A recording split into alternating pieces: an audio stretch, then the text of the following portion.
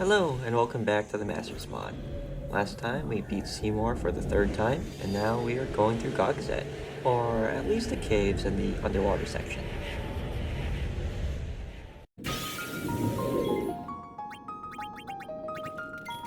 Now, unlike the mountain climbing bit of the Gogzet, the caves actually have not too far of a distance between save spheres, so even though these monsters are still pretty tough, not only did we get a huge boost in stats from the Seymour fight, but then also we can really afford to use a lot of MP on a few amount of fights. So it's not going to be that difficult. This first fight against double ogres is actually not that bad. The trick is just to keep them both blind, and since they're both on Sentinel, really you want to target the one that you don't want to hit. Now, if they end up getting asleep because of Kamari's sleep touch, that's no big deal. I mean, obviously, they're just out of commission for a little bit. Another thing that you can do if you really want to have zero investment whatsoever is you put Waka on the front line with his rematch, because they will not hit him, and he'll just keep chipping away. But yeah, he doesn't have the most attack. That's the only issue.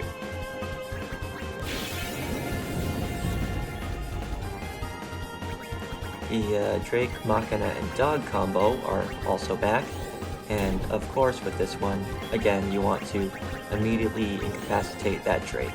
Whether that's by sleep or by threaten, that's up to you, but really you need him to not have his own turn, because then he will do a party-wide sweep, and yeah, that's no big, that's bad. But the reason why I say sleep or threaten instead of just blind is because he's also on Sentinel on his first turn. So you want to get rid of that wolf, because the wolf will basically one-shot somebody with his super bang with elemental hits, and then also all the statuses. So yeah, you don't want that wolf hitting you. But you can't get the wolf when the Drake's in the way. And if you hit the Drake and he's not blind, his counterattack does a lot. Once the wolf is out of commission though, then you can focus on the Drake, just make sure that it's blind so that when it counters, it doesn't actually hit. And then leave the Machina for last, because if you physically hit him, then you'll get power broken and it'll just make the fight last longer. Wow! Say, is that edible? Now, the Dark Flan is new to this area, and if you don't know what you're doing with this, it is really bad. But if you do know what you're doing with this, it's not terrible. Yeah, so again, you want to incapacitate him, whether it's with a threaten, or in this case, a silence. The only thing is, you absolutely need elemental damage for this guy, because otherwise he'll heal himself up if you don't do enough damage to him. And then also, if he's not silenced, he'll counterattack the whole party with something very, very, very big, heavy-hitting magic damage, or elemental damage. So yeah, you don't want that. Now, if you wanted to take him down with physical hits, then you really need to armor break, but since Orin's the only one who could do that naturally, that's kind of tough, because then, unless you do some prep with like haste or slow, he's probably gonna be able to heal himself up again, so yeah. And then the White Wind will get rid of the armor break, and you'll have to start over again, so yeah. Basically, the Orin slow threat is my way to go. But if you taught another character that's faster armor break, then maybe you got a chance.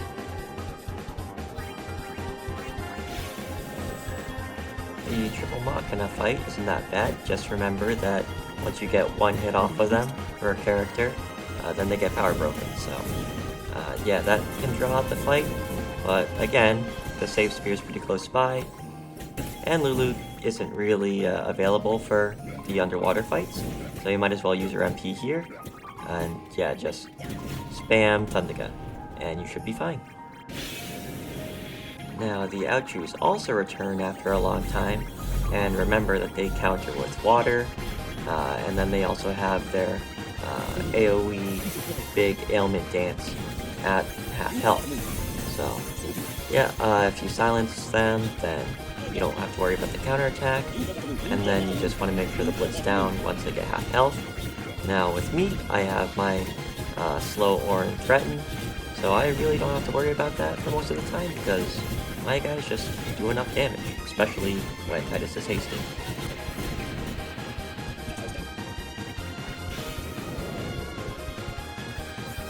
Now the behemoths are another enemy that I'll use the same slow Orin threaten strategy on, but when it's not enough damage, instead of shutting him down with silence, I shut him down with Sleep Buster. And because Riku has that nice weapon, he goes down for 3 turns, and if she gets a lucky poison off on him, or I just have Lulu poison him, or we can just mess him up with magic attacks because magic doesn't wake you up. Then that does a good amount of damage too, so we don't have to worry about him. And then also, he's not the Behemoth King, so he doesn't get the Meteor on death, so that's a future problem.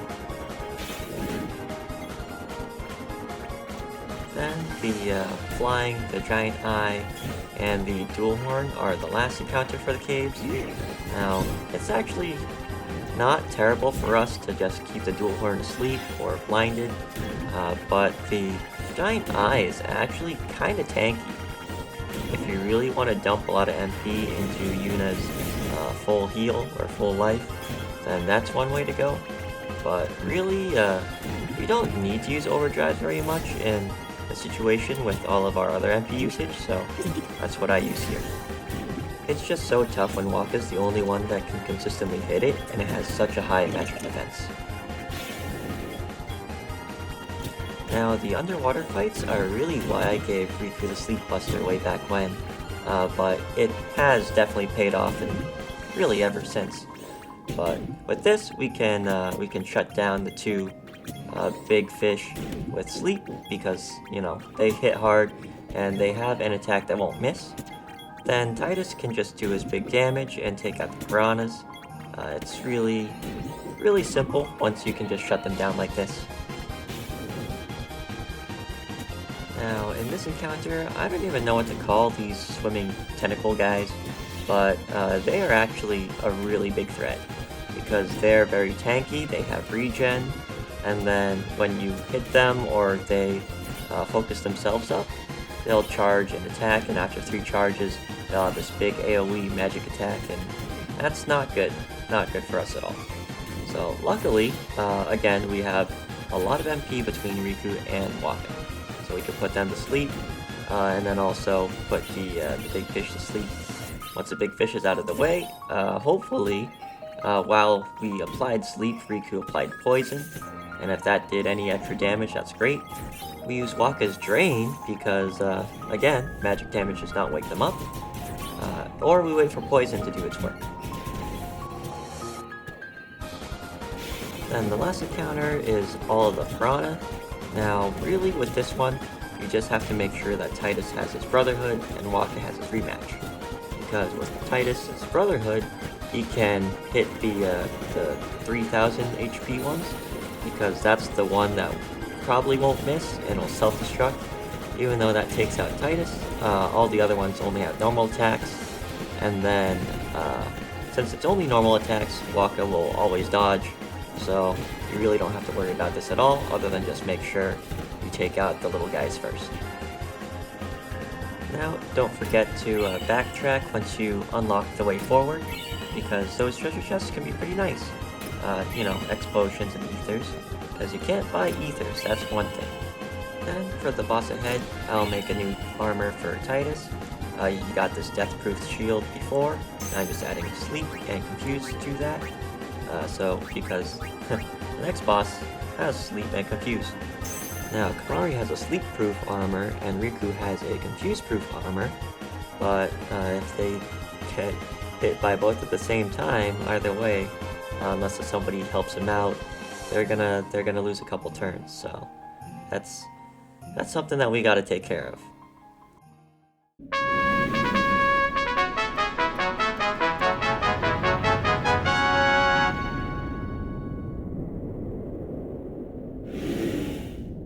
Now this guy has a lot more HP than he used to, and then also he has a attack pattern that can really mess you up if you're not prepared. So highly recommend that you try them out yourself. But if you can't figure it out or you need a hint, then yeah, feel free to come back once you're ready. Now, I used my first turn to slow Orin and get him out of there, but I really want to have Magic Break on the Sanctuary Keeper because his magic attacks hit really hard. Then I haste up Titus with Kamari because the Sanctuary Keeper opens up with the Photon Wings. So Titus needs to survive, and then he also needs to heal the other guys afterwards. Then I'll bring in Yuna or Lulu because Lulu needs to poison him. Poison is great. And then also both of them can probably survive a Magic Broken, Big Mana Breath, or Flare, even if it is just barely. But while he still has a lot of HP, that's when Demi will do the most damage. So I want to make sure that Riku, Titus, and Lulu are all hasted. So that way, when I bring out Kamari's Slow Threaten, they can get a massive amount of turns to Demi.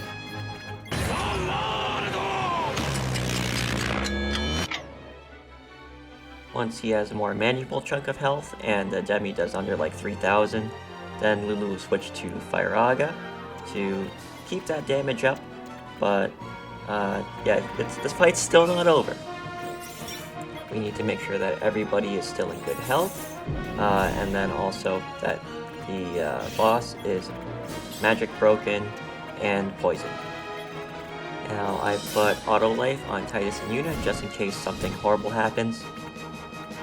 Usually that's like a poorly timed counterattack right before our Photon Wings, but in hindsight, things definitely could have gone a little bit smoother if I used Wakka's Dark Buster instead of Power Break, but hey, it worked out at the end.